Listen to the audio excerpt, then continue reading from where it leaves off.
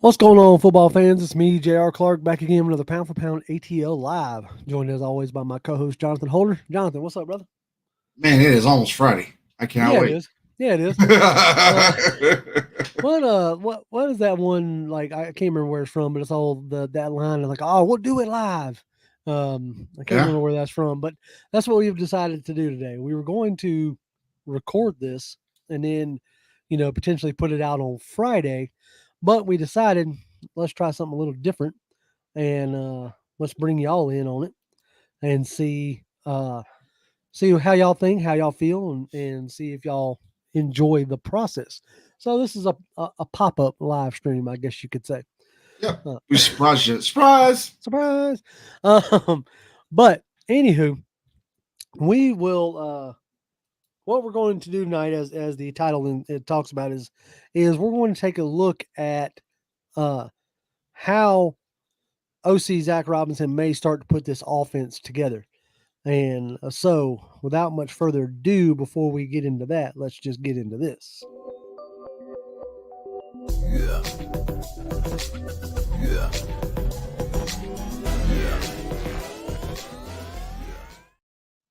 Before we get really started, check that out. It is Chris's birthday. Well, happy birthday to you, Happy sir. birthday, Chris. Yeah. Hold on. You didn't know Yeah. you didn't know that we was giving you a birthday present today by stream. No, I'm just kidding. I don't know if that's actually a birthday present or not.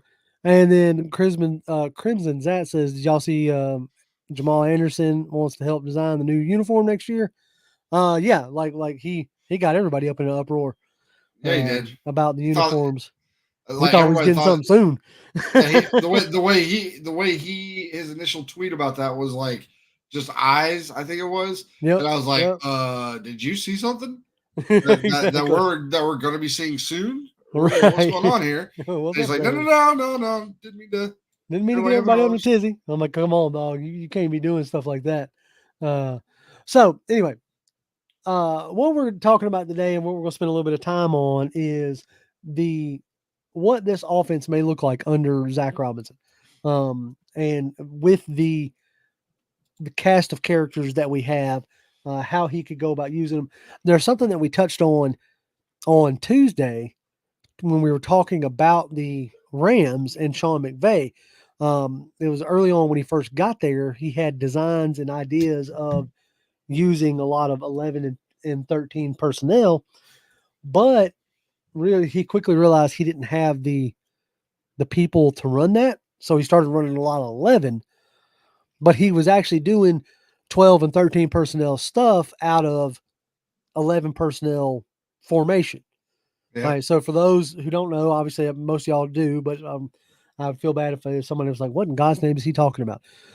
11 personnel is when you got one tight end and one running back and three wide receivers. That's the vast majority of what most offenses are in the NFL. You have your two outside receivers, your slot receiver, your tight end, and your running back. And 12 personnel would be two tight ends, 13 is three tight ends. Uh, Fred with $2, we appreciate you. He says, I see an explosive offense coming. Well, that's what we're going to talk about today. Well, Is I mean, we all said the same thing last offseason, and yeah. well, So, yes, we said that, and we're going to hopefully try to dissect and figure out um, how it can be that this year, right? yeah, So this started for me a couple weeks ago, thinking about like from the tree that Zac Robinson has come from, mhm. like what influences that he's going to bring with him, from LA. Because yes, he can have his own ideas, but you spend 5 years underneath anybody, you're going to get influenced. Yeah, And then I came up with a crazy fan theory. Okay, this is straight up and down fan fiction. Because after Raheem got hired, it was what, about a week and a half later before we got the hiring of Zac Robinson, even though it was yep, heavily rumored, like right off the rip. yep, And so part of me thought of like, okay, crap. If I'm Zac Robinson in that week and a half, I'm digging through as much information as I can get out of the Rams vault, out of the Sean McVay play calling vault, right? And that got my brain thinking about the excuse me. Y'all gonna have to forgive me. I am still recovering from my cold earlier this week. So if I cough, y'all forgive me. How Anyway, dare you? I know, right? How dare me? So this got me to thinking about one former UGA running back, one Todd Gurley, and how Sean McVay used him when he first got to LA, or at the time St. Louis. Yeah. And so if you look down here, it was the 2017-2018 season, right? Mm-hmm. That was his two best years as a pro. His rookie year, he came out pretty good. Then he had a little bit of a down year. And then when Sean McVay got there, really exploded on the scene. He had 1,300 yards rushing, and he had almost 800 yards receiving with a total of, was that 19 touchdowns? Yeah, he's a Both, touchdown machine. right, both receiving and rushing. And that was 2017. And he followed it up with even more rushing touchdowns in 2018 with 17. A little bit of a dip in the receiving with only 4 receiving touchdowns at a little shy of 600 yards. But I thought, That's still 21 touchdowns. what's that? That's still 21 touchdowns. Right, it's still 21 touchdowns. Like, and that's nothing to sneeze at or cough at for my sake. But I thought to myself, I'm like, okay, Zac Robinson's coming here where we have a potentially, explosive wide receiver ourselves, right? Or running back. Running back. Yeah. Sorry. Bijan, can I spell? There it is. So if we look at Bijan's numbers for his rookie year, right? And now I'll say this: we've gotten all off season, especially since Arthur Smith's been fired. Oh well, they didn't use Bijan to his fullest extent. Like he was underutilized. And when you look at that, he had 214 rushing attempts at 976 yards, 4 rushing touchdowns, 58 receptions for a little under 500 yards, 4 touchdowns, 8 touchdowns. And so you compare that to Todd Gurley, he had less rushing attempts. So if you want to say, like, if you average it out, well, you could average it out, right? It's the yards per attempt at 4.7. So what was 4.6? You see? Yeah. Like, I don't think what I'm getting at is, like, I actually don't think he was underutilized. Maybe in the red zone. Maybe there were times where Smith got too cute.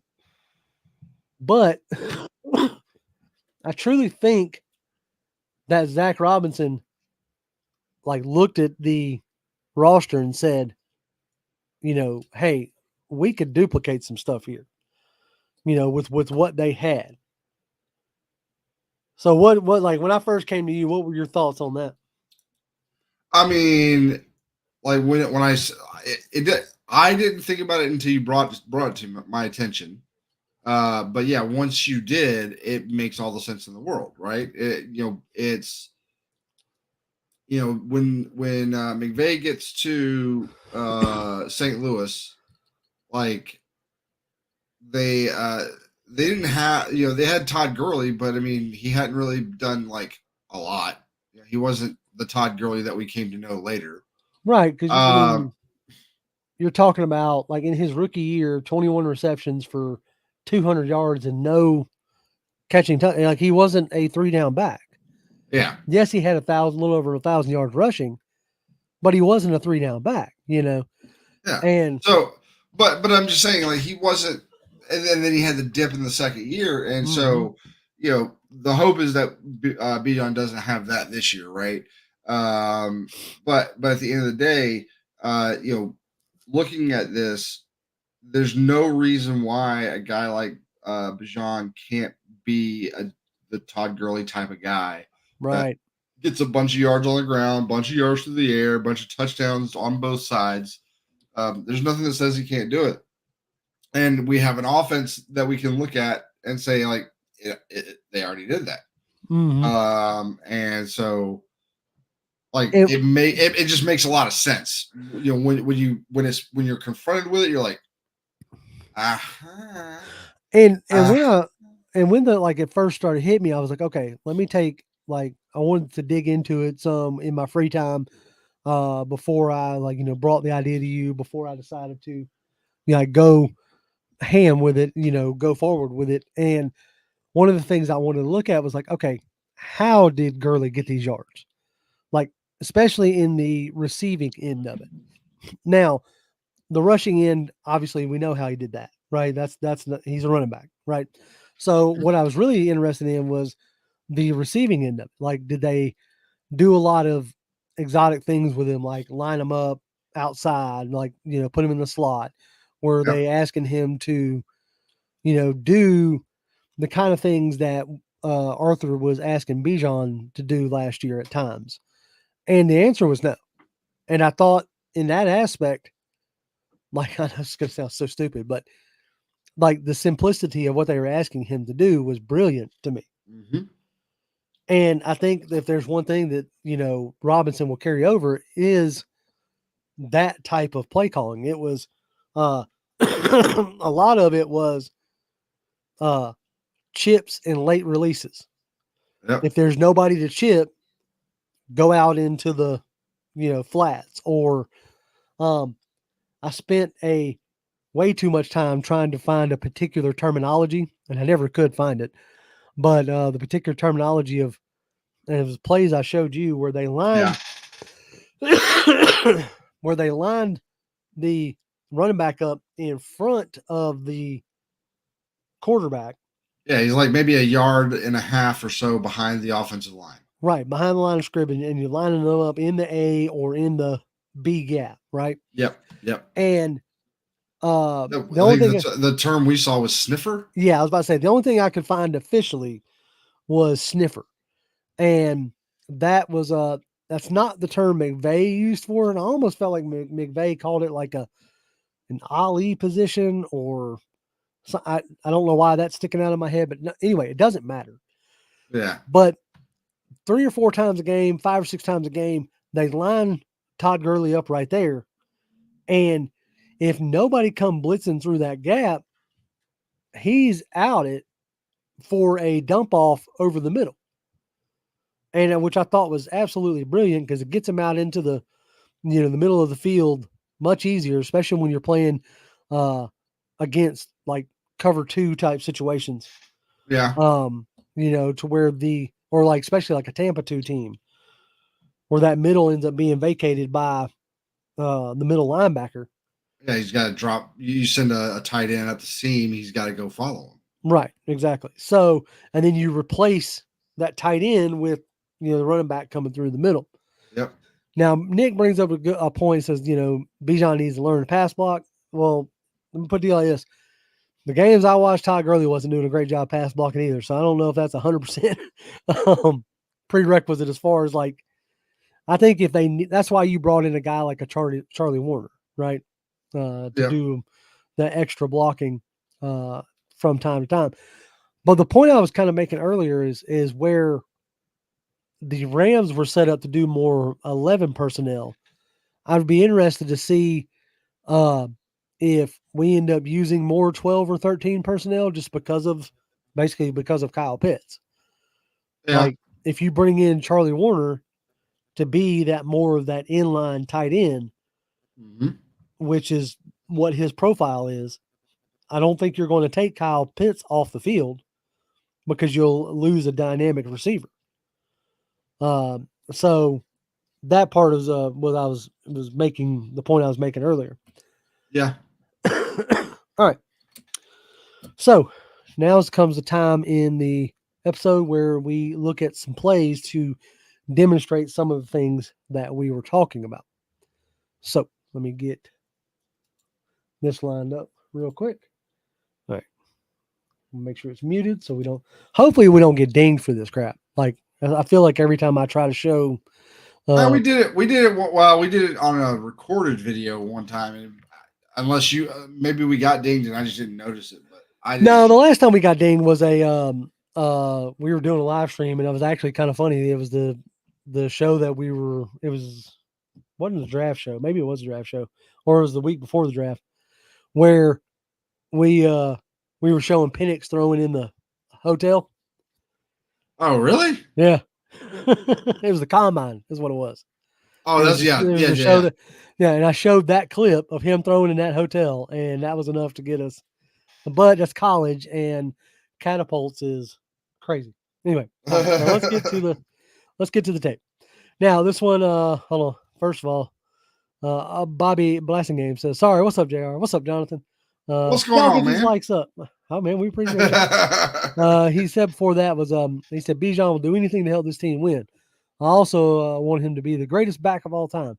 I don't know about the greatest back of all time. That still remains to be seen. But I really think I'm not going to be like upset if he. Oh no, heck no. Why would I be upset? No, I think it has the. I mean, he definitely has the potential to have a real good stretch run with us in the next few years for sure. Yeah. Oh yeah. All right. So this first one we're looking at is from 2018, the Rams versus Green Bay Packers. So let's see. We're gonna let this run for a second. We watched a good bit of this game too the other day, and it was kind of a back and forth thing. All right. So in this one, Todd Gurley's right up here at the top. So you got an empty formation, but it's condensed, right? Mm-hmm. So that's something that our current players should be used to. You know, this is where the offense isn't going to be terribly different in some aspects than what we were running last year. Ran a lot of condensed formations, a lot of bunch condensed like this. So you got Todd Gurley at the bottom of the stack. So let's just play him run. Let me move my. And see, I love that. That's the one thing we did not see a ton of last year for whatever reason. So let's go back and watch it again. Like, check Todd Gurley. He breaks to the inside, and it's now granted, this was a few years back when mesh was all the rage in the NFL. And I guess you could argue that defensive have caught up and figured out how to defend mesh better. But that's what this is, and it's watch how wide open. Well, you just gotta do mesh from like different formations, and that's the thing. It's like this is a basically a 5 wide. You know, this is an empty set, and you know he's meshing with this tight end right here. That tight end does a hell of a job with a hell of a job. All right, so let's watch it again. And tackle. Yeah. Not really. And then, but I mean, you can't sit here and tell me that you can't see Bijan doing the exact same thing. Oh, absolutely. I mean, like, you know, the thing that with meshes, with the condensed formations, I think one of the bigger problems we had last year was the timing also wasn't there. Like guys were not where they were supposed to be when they were supposed to be, I think, in some cases. And maybe that was just because we had a bunch of young guys. Don't know. Mm-hmm. But at the end of the day, I think that was a problem we had with the timing of all this stuff. So if we can work on the timing to do this, this kind of stuff, we could do this all day against lots of teams. But yeah, it's like something like this is super easy to set up with a Bijan, and he could do the same exact thing that you just saw Gurley do. Oh yeah, like you give him the ball in that kind of space. Oh, right, and it's a deal where I know, like I made a point earlier to say, you know, a lot of Gurley's plays, his passing plays, came from little checkdowns and stuff like that. And granted, the 2 plays I'm going to show you are not those. I kind of realize the irony of that, but still, when you go that route as to where it's play action fake, and then Gurley, or well, in this case, our case, Bijan, you play action fake, Bijan runs up to the line. If there's somebody there to chip or to block, then do so. But if not, get out into the hook curl area, from the flat to the hook area, and make yourself available. That was something we didn't necessarily see enough of last year. Now, it could have been a deal where, Smith wasn't trying to put too much on a rookie, so to speak. But Yeah. I think it's something that um something that we could see more of this year. So let's take a look at this next play. Now, this is the 2-point conversion off of that touchdown. Yep. But it highlights what we were talking about. You got Gurley again up here, this time isolated to the top of the screen. Right? So, but now we're not in empty. You got a stack down here. Gurley's isolated up top. And then their other running back, which I think was Malcolm Brown at the time. I think so. Yeah. I could be wrong on that. If somebody might look at it, but check it out. But again, another just shallow mesh.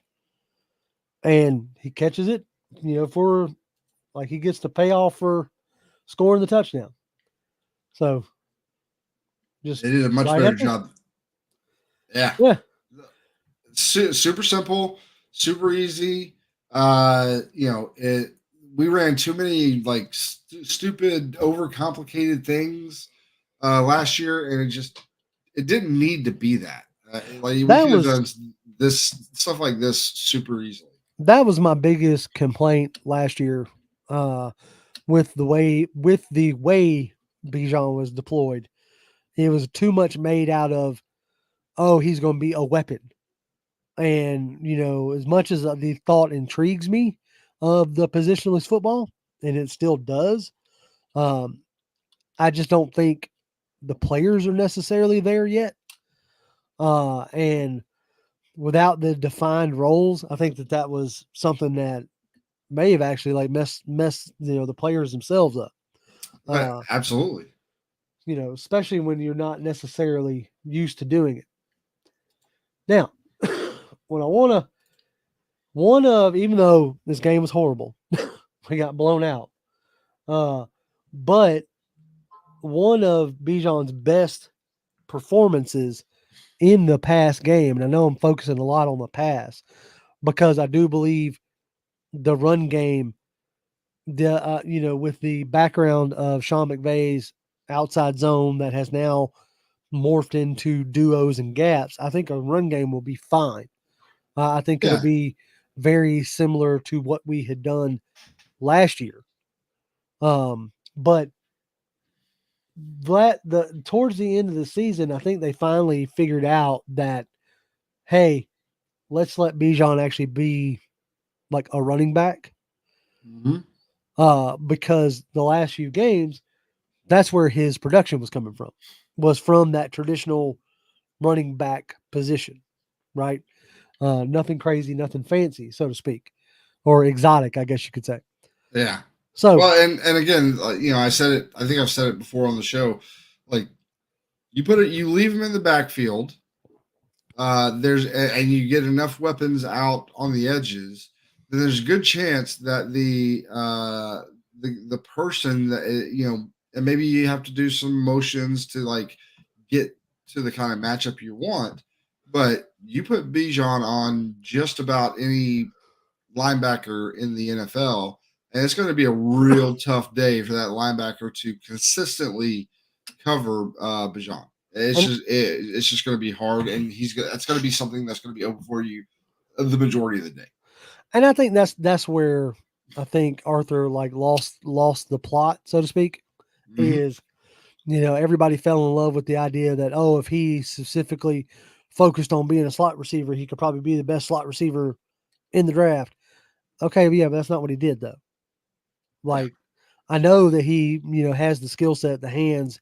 He ran routes at Texas at times that were receiver-esque, but he still mainly ran them from a, running back position, from out of the running back formation.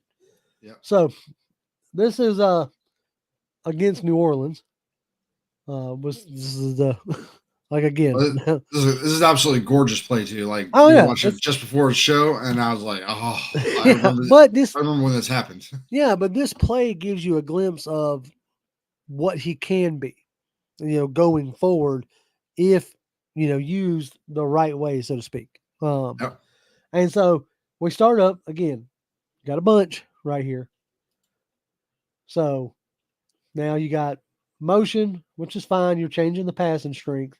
Now you're pulling like some of the defense over this way. So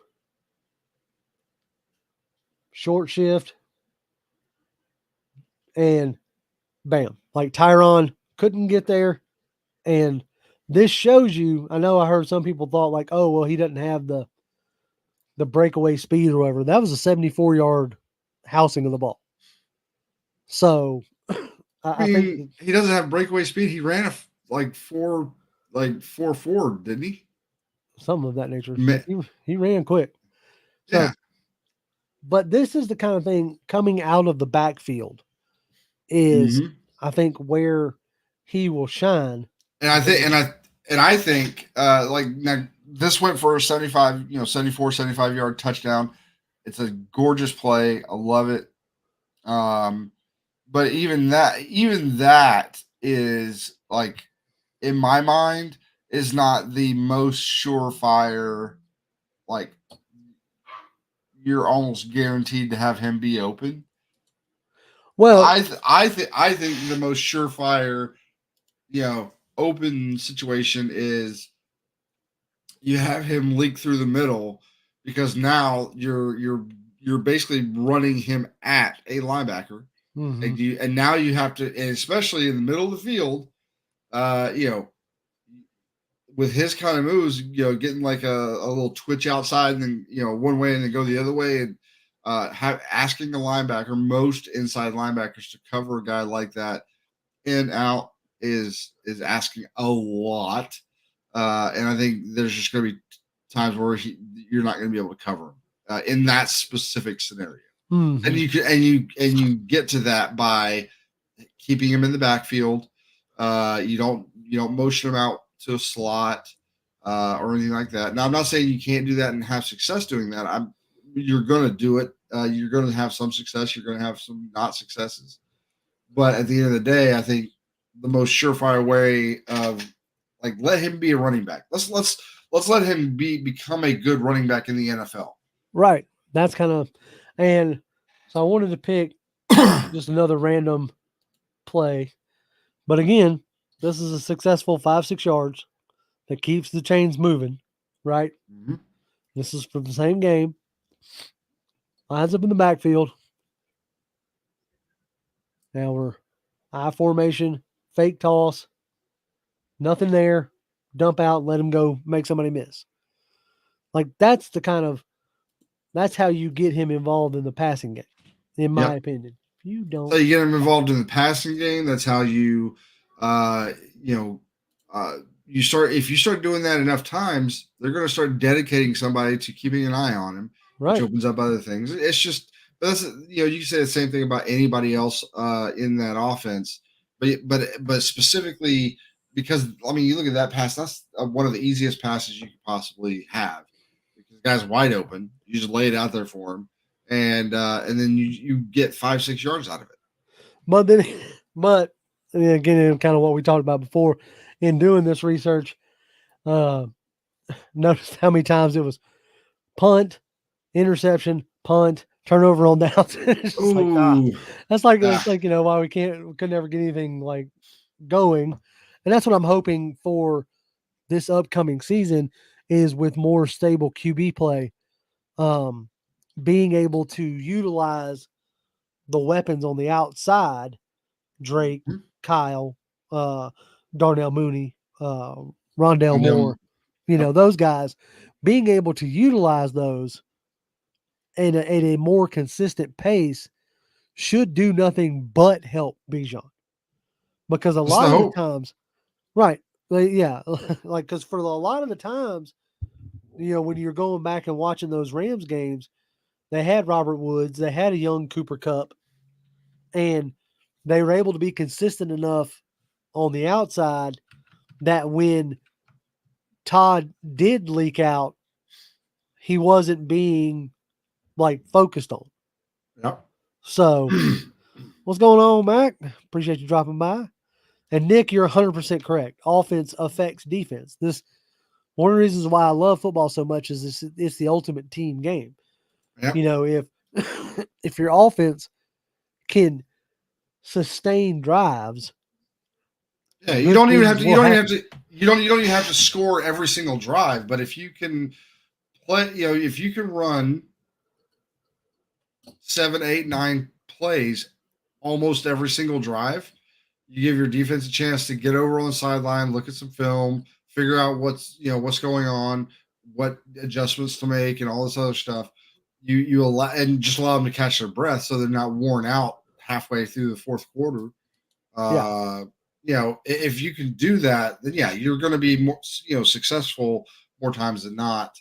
And then the same goes the other way. If you can get the more like 3 or 4 or 5 and outs that you can get as a defense to get your offense back out there and try to establish that rhythm and do that, then obviously that's going to help out the offense. So Yep. it goes both ways, Mhm. just like what you were saying. And I honestly believe that, like, even if Zac Robinson didn't go digging in the vault before he left, like, once he got here, he himself can pull up the all 22 film and be able to look at the game and go, okay, yeah, that was this play. That was this play. Yep. Just for being around Sean McVay for as long as he was. So it gets me hyped and it gets me excited about what this offense can look like with Absolutely. with Zac Robinson calling the plays. Obviously he's never called plays before. And I don't think it's going to be 100% carbon copy of what the Rams were doing, but I also believe it is going to be heavily influenced. I mean, everybody that's come off of the Shanahan tree, or in this case now the McVay tree, their offenses all kind of do well, and their offenses are all kind of of a similar vein. You might have little ticks here and there that are specific to each individual coach, but the overall feel for how the offense operates is very very similar. Mm-hmm. So you would think, unless for some reason he's like, I'm going to buck the trend and I'm going to be the guy that goes out and does a totally different offense, even though I came from Big Bay or something like that. Blah blah blah blah. Yeah, whatever. Right. There's no reason for you to do that. Go out there, do the thing that works, or do what you're comfortable with. If this is if that Big Bay offense is what you're comfortable with, do that. Yeah. Don't No. Yeah. don't do the thing. Don't do the thing that you're not comfortable doing. But I still contend that the overall structure on the offense is going to be more of your standard 11 personnel than what we ran last year. But I don't think it's going to be to the clip that the Rams they ran it like 91% of the time last year. But when you have, Cooper Kupp and Puka Nakua who are willing to like go up and block like a tight end, on like especially out of those condensed formations, you can do those kind of things. Well, it all depends. Does Darnell Mooney? We know Drake London doesn't mind getting in and getting his hands dirty. We know that. Right. No, Okay. yeah. He don't mind that one bit. Pitts has gotten better. He needs to continue to get better, but he's not exactly the best. He's not. At that. I don't want him in line blocking. Like, I want him in line blocking sometimes because again, you can have him lining up there, and you're more likely to get, instead of a safety or something, through just various formations and motions and things like that. There are definitely some times where you could maybe get him lined up on a linebacker. You get him out wide in the slot. You get him out wide as the an X. Then there's no chance because nobody's putting a linebacker out in space on Kyle Pitts. no, yeah, Okay? definitely not. You're getting a corner. At worst, you're getting a safety. Right. So But yeah, you keep him in line. I'm not saying that. Do I think a defense would prefer to say, okay, there's Kyle Pitts, safety come down, you're going to be in the box, you're going to take Kyle Pitts? Absolutely. But then, depending on what their defensive philosophies are and their different rules of what you do in different situations, motions can then change how all that stuff works out. And if you're able to figure that out as an offense, and you can motion him so that safety now has to go somewhere else. And that linebacker is like, okay, well, I have to be here now. That's not where you want to be, but that's just it's being dictated to you because of the motion that you're seeing. Then I want to see him be able to do that in line. Because I think, with his speed and agility against a linebacker is really, really good. I'm not saying he can't beat cornerback, he can't beat safety. He can. We've seen him do it. Yeah. But you'd be much the most advantageous position. It's just like Bijan. The most advantageous position is you get Kyle Pitts or Bijan Robinson on linebackers. You're gonna probably be successful a giant chunk of that day. I completely agree, and I think that's why I think there's a part of me that thinks formationally, maybe not philosophically, but formationally, we may actually end up looking a lot like we did this past year. Maybe. But but with he says, where do I file a formal complaint regarding today's I think you'll have to send that directly to the Falcons social media. They will they should be able to handle that for you. What was Dorless's number? Why is he so mad at that? 54, if I'm not mistaken. Like, why are you putting a D lineman at 54? That's fine. I'm fine with a D lineman at 54. No, not like a DT. I mean, what defense? John Abraham was 55. Yeah, but he was an edge, so he was a linebacker, right? What do you consider that, linebacker? No, he was considered defensive end. Dang it! Dorless can play defensive end. Well, he better play there a lot then. All right, folks. Well, we appreciate y'all stopping in for this this pop up. We're going to the Super Bowl. Toby's not here right now, so we're going to win the Super Bowl this year. I got to take on that thing, and this offense is going to look better than the 2016 offense. It's going to look better than what year was it? The Patriots offense went almost undefeated. Almost, yeah. I don't know. I can't remember what year was that 2007? Was it 7? I don't know. I don't know. No, 2000. No, it wasn't 2009. It might have been. Is it 2007 or 2008? Yeah. We're going to look better than that offense. There it is. Well, I do believe that with the players that we have, I do think that there's a real good chance that it's going to be a much better quick strike offense, especially with Kirk Cousins obviously upgrading at the QB position is going to elevate everything else. Yeah. So it'll be interesting to see, but this is the one thoughts that I had about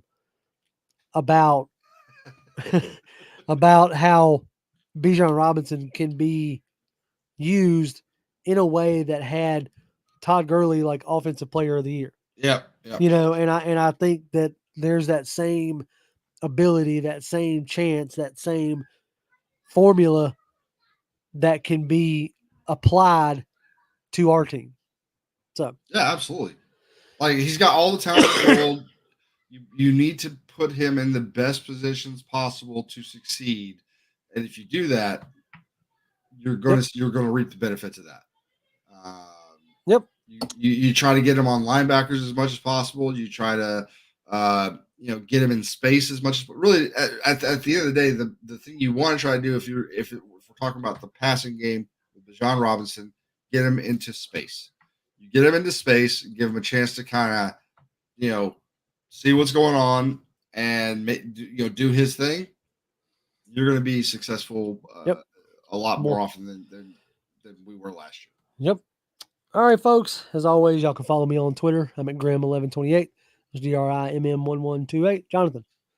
At Jonathan M. Holder. Come by, say hi. Right, and keep your eye out because you might be streaming again on Saturday. Is that right? Might be. We'll see how unless something crazy happens. I plan on it. So if you want to come by and watch me play an old PC game, Fallout, and talk Falcons football, maybe. Come on by. I probably stream for a couple hours like I did last Saturday. All right, man. All right, folks. Y'all take it easy, and we'll see y'all again for sure on Tuesday. As always, Falcons fans. Rise up! Rise up.